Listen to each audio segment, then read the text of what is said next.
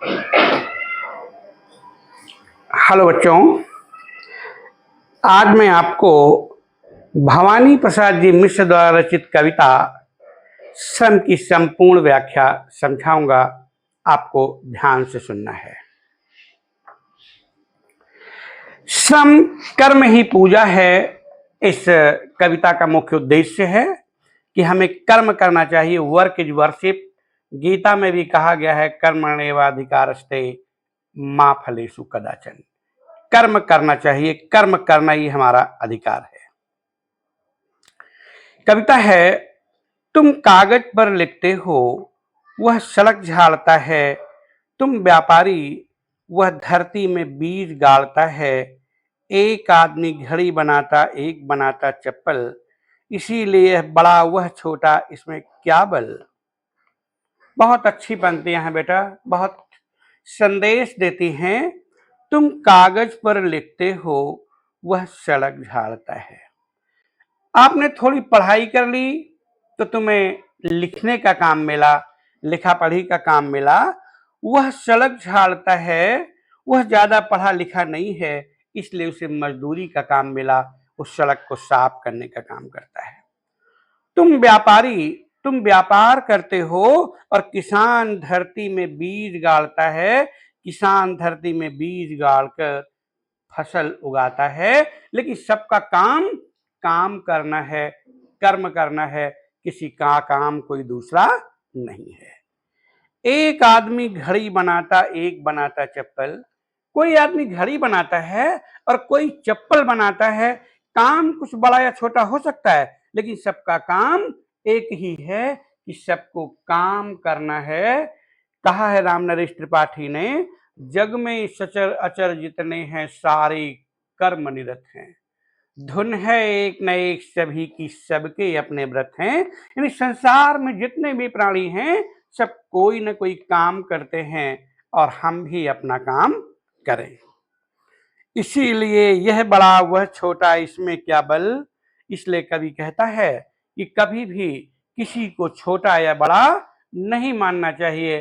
प्रत्येक व्यक्ति काम करता है, प्रत्येक व्यक्ति काम करता है, और काम ही संसार में महत्व दिलाता है।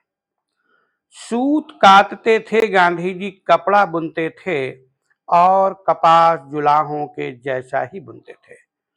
इसमें अपने देश की स्वतंत्रता के महान सेनानी, जिनको हम बापू कहकर पुकारते हैं, गांधी जी का एग्जाम्पल दिया गया है कि गांधी जी सूत काटते थे, यानी कपास से सूत बनाया जाता था, और वह गांधी जी काटते थे, और कपास जुलाहों के जैसा ही बुनते थे। कपास से जो कपड़े बनते थे, गांधी जी उसी तरह बनाते थे कपड़े, उसी तरह कपास बुनते थे जैसे जुलाहे बनते थे। यानी बहुत अच्छा परिश्रम किया तो बिल्कुल जुलाहे जैसा बनाते थे, उसी तरीके के कपड़े वो भी बुनते थे। चुनते थे अनाज के कंकर। गांधी जी अनाज में, गेहूं में, जौ में, बाजरा में जो कंकड़ आ जाते थे, उनको चुनते थे, उनको निकालते थे, चक्की पीसा करते थे। और तो और जिस आटे की रोटी बनती थी, उस आटे को स्वयं ही, उस आटे को वो निर्माण भी करते थे। यानी अनाज को चक्की में डालते थे और आटा निकलता था। ऐसा गांधी जी करते थे। आश्रम के अनाज यानी आश्रम में पिसते थे। यानी का मतलब ये कहने का मतलब है कि आश्रम में जो अनाज, जिस आटे का उपयोग होता था, वह आटा बाहर चक्की पे नहीं पिसाया जाता था, गांधी जी के आश्रम में ही पिसता था।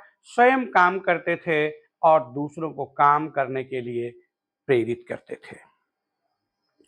जिल्द बांध लेना पुस्तक की उनको आता था। पुस्तक में, किताब में जिल्द बांध लेना, किताब में अच्छा सा कवर बना देना गांधी जी को आता था। और तो और शौचालय की साफ सफाई नित्य करना आता था। यहां तक कि शौचालय साफ करने का काम भी वो करते थे, और यह रेगुलर करते थे, नियमित करते थे। जब वो ऐसा करते थे तो हम श्रम से दूर क्यों भागते हैं। कहा गया है, उद्यम साहस धैर्य बुद्धि शक्ति पराक्रम सदेति वर्तन्ते तत्त सहाय कृत विभु। उद्यम, साहस, धैर्य, बुद्धि, शक्ति, पराक्रम, ये जहां 6 चीजें होती हैं वहां पर देवता भी प्रसन्न होते हैं, वहां देवता भी मनुष्य की मदद करते थे। नित्य करना भाता था, ऐसा था आश्रम गांधी जी के लेखे, पूजा के समान था श्रम। गांधी जी का ऐसा श्रेष्ठ आश्रम था जहां कर्म से प्रेरणा दी जाती थी। गांधी जी स्वयं कर्म करते थे, दूसरों को कर्म करने के लिए प्रेरित करते थे, और गांधी जी के लिए तो श्रम पूजा के समान कहा था। गांधी जी के लिए तो श्रम पूजा के समान था, तभी तो कहा गया है वर्क इज वर्शिप, काम ही पूजा है। बेटा इसकी व्याख्या देखते हैं।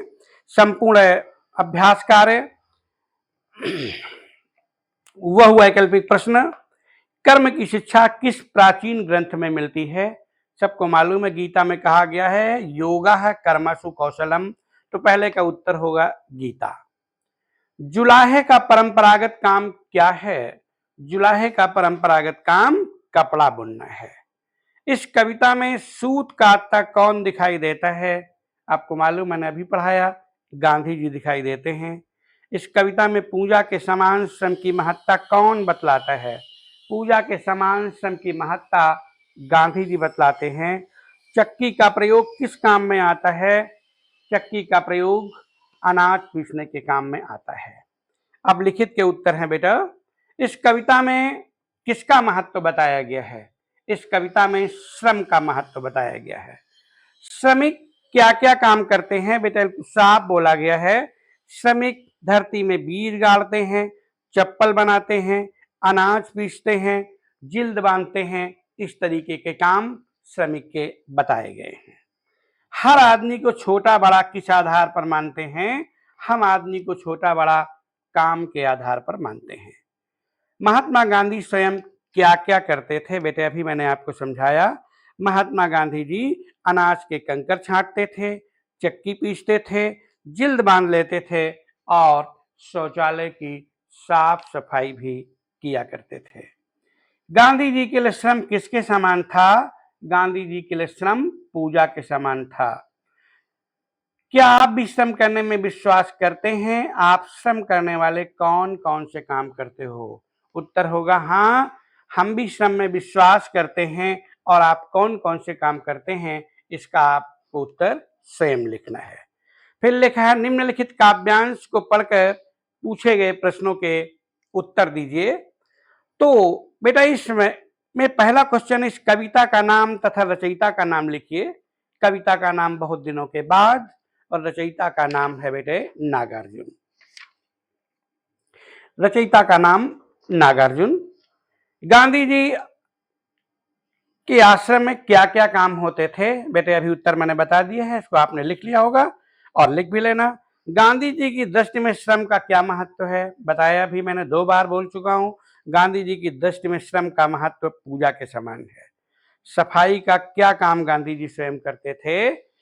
शौचालय की सफाई गांधी जी स्वयं करते थे, इसका उत्तर मैंने बताया। अगला क्वेश्चन एक बन सकता है, पाठ का उद्देश्य स्पष्ट कीजिए।